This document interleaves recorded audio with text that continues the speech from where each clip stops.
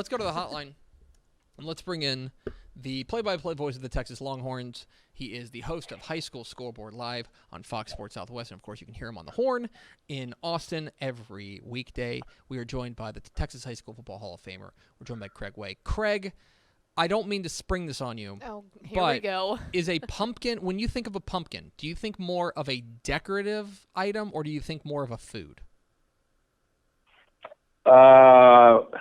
Well, if you say a pumpkin, then obviously I'm thinking that. I have a daughter who is like the greatest contributor to the pumpkin industry. She loves pumpkin spice, anything. See? I think if you offered her a pumpkin spice hamburger pickle, I think she would eat it. She loves pumpkin spice anything. So in that respect, there's a food connection for her. But she also has small children, so she's taking them. I said she's on a tour of every pumpkin patch in the greater north central Texas area. She's taking them to ones in Gunter, I think in Prosper, in Flower Mound, Denton.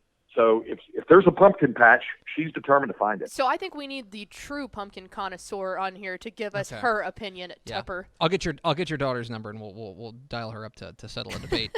Okay. Craig, one thing I can't shake about Week 9, this upcoming Week 9 of the Texas high school football season, is that I think this is maybe when the delayed start of 6A and 5A has become most stark, just in the feeling of the difference between what like 3A teams are going through right now and what 6A teams are going through right now. What I mean is it being Week 9 of the Texas high school football season for the aforementioned Gunner, as you mentioned, versus Week 5 for, say,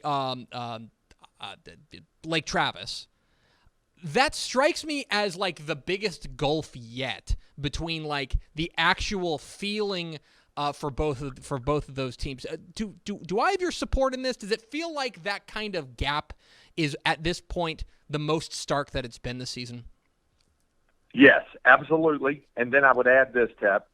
Wait till we get to December 11th. Oh, yeah. When it's state semifinal week for the lower classes and it's by district week. Such as it might turn out to be for the higher classes. But I agree with you. It's weird. I made the joking comment on the TV show last Friday when we were on the desk that I've stopped counting about the Week 9 business because of the staggered nature of this season. And that's kind of what I was referring to there, is the fact that, 5A and 6A are just now getting into a lot of the meat and potatoes, except where they're having to deal with coronavirus issues. And, Westlake is the latest example of that with the COVID challenge, since they've had to postpone their game with Bowie back to November 13th. So again, and we talked about this before, the two prominent 6A districts down in the greater Austin area, 25 6A and 26 6A, built in a couple of bye weeks in case they had to deal with that. So it looks like it's going to work out okay in the cases of both of those districts with schools that have had to utilize those bye weeks. But even beyond the boundaries of that, across the state of Texas, in the greater Houston area, in the Dallas-Fort Worth Metroplex, which has had to battle it on a weekly basis, and out west, where they're barely playing there in El Paso and down in the Rio Grande Valley and even in San Antonio, it's a huge disparity. You can tell the difference between what's going on at the lower classes and what 5A and 6A are just now getting into, assuming they're all healthy. Yes, most certainly. That's obviously the biggest question going forward. You mentioned the two greater Austin area 6A districts, and I know a lot of ink gets spilled about 26 6A, most notably at the very top with Westlake and Lake Travis, which are two perennial contenders for state championship games. But I want to turn my attention briefly to District 25 6A, which I think will become more into focus whenever we get closer to the playoffs for 6A, but the fact that it's in Region 4, I think, is notable. But the other thing for me is what happened Friday night with Vandegrift and Vista Ridge. That was a game that I know we had our eye on there on Fox Sports Southwest. We had our eye on here. I know you had your eye on down there in the Austin area.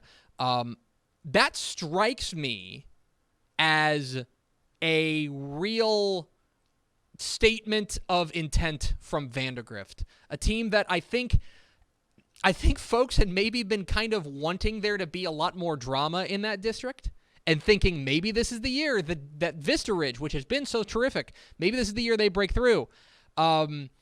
That struck me, what Drew Sanders' squad did on Friday night, just really taking down and hammering a good Vista Ridge team. That struck me as a bit of a pounding of the chest and saying, you're going to have to come and take this crown off of us if you want to win this district. I think the best comment of all, and I can't remember if Drew Sanders, the head coach, said this to our Lauren Blackwell, who was down there for the game, or if it was just in the paper as well that I saw in Rick Cantu's piece in the Austin American Statesman. I can't remember if it's either one, but the comment was simply, "We're still here." Mm-hmm. I mean, we're still here, because of what had been said, not only in the case of Vista Ridge, and I understand where folks had gotten pretty amped up on Vista because they had a breakthrough last year and a breakout with Kyle Brown as a junior, and here he was, an all-state quarterback coming back for a senior year. They looked sharp early on and had this explosive offense. So, and you coupled that with the fact that Vandegrift had this very young defense, and one of the staples and hallmarks of Drew Sanders' time, and this goes all the way back to when he was playing as part of Mejia's outstanding program in the late 80s there, and their state championship team, was defense, and he was a defensive mind. Well, they only had, I think, 2 returning defensive starters. They were very young. But, and this is the deceptive part about that, there's always kids who get an opportunity to get reps, to get snaps. Yeah, they might not have been an actual starter per se, but they got a lot of quality playing time last year, and so they were ready for the opportunity.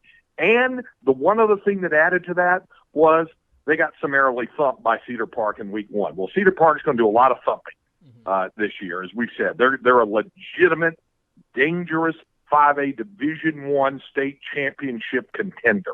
I think it's safe to say. And I noticed in your rankings, you've got the T-Wolves up to number 5 this week. They're that good, and they took care of Vandegrift. In week 1, Vandegrift was also breaking in a new quarterback. But they had some time to work through all of that. And by the time they got to the Vista Ridge game, which is a rivalry game, also, I think the Vipers were ready. Ryan Back proved he was ready as a starting quarterback. They still have Ryan Bowen Lewis, the outstanding running back, so they still have him. They've got receiving targets, and they've got their defense. All of it came to the fore Friday night when they limited Vista Ridge. And the 14 points that Vista scored, one was on a pick 6 by a linebacker in the game. The other was against second-team defense late in the game. So their ones-on-ones, as Drew Sanders talked about, did really well throughout the course of that game, and they did make a statement. We're talking with Craig Way, the Texas High School Football Hall of Famer, here on Texas Football Today. Get involved with the conversation at #TF Today. Okay, I want to stay in the Austin area for a moment and ask you, I'm going to give you 3 teams in the Austin area, and you tell me which is the team that you think is not getting enough love from across the state. Would you go with, let's say, okay. Would it be 3-1 Austin LBJ? Big game this week, obviously, against Lampasas. Would it be 7-1 Wimberley, who I believe is off this week? Or would it be 4-0, just kind of plodding along, making the move up to 5A? Would it be 4-0 Liberty Hill? Which of those 3 would you say is the team getting the least amount of love, despite probably deserving some? Probably Liberty Hill, if only because they haven't played the heaviest of the non-district schedules and getting into district play yet.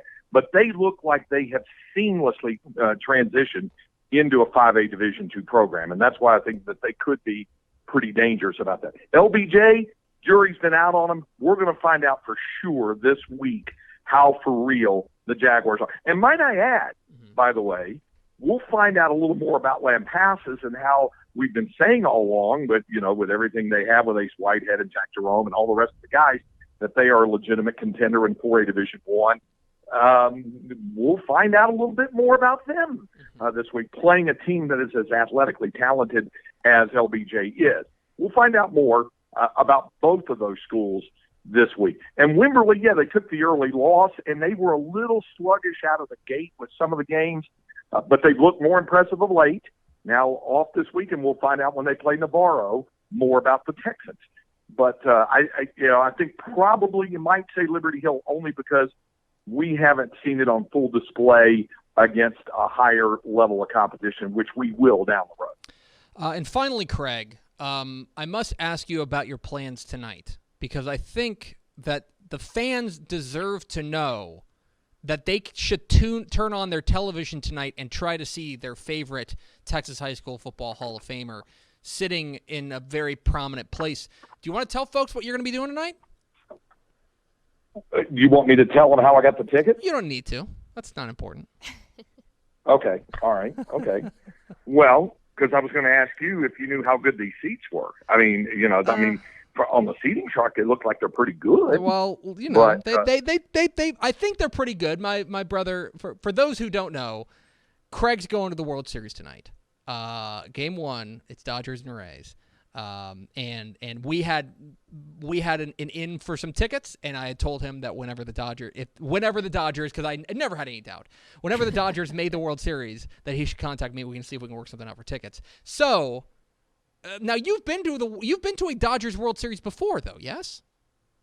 2 years ago, the final game when they lost to the Red Sox, Game 5 at Dodger Stadium. So that was kind of a bucket list thing. See the Dodgers play in the World Series at Dodger Stadium. I am a longtime Dodger fan. I had a feeling they weren't going to win, and they didn't, and that was over, and that was that bucket list item. But, seeing them in the World Series where I think they got a legitimate shot, this would be it. And I have to point this out.